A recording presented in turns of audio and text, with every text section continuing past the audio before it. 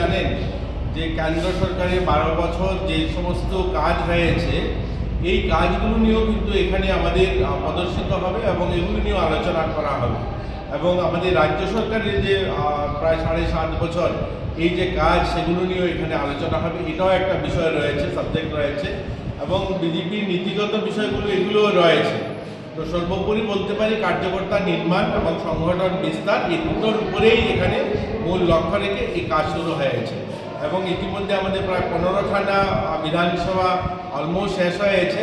আমাদের লক্ষ্য রয়েছে এই মাসেই প্রশিক্ষণ শিবির শেষ করা, পরবর্তীতে জেলাস্তরীয় প্রশিক্ষণ হবে, এর পরবর্তীতে রাজ্যস্তরীয় হবে।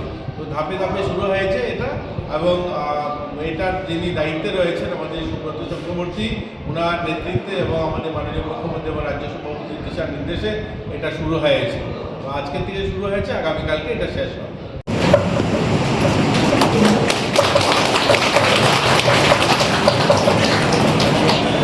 নাম কোন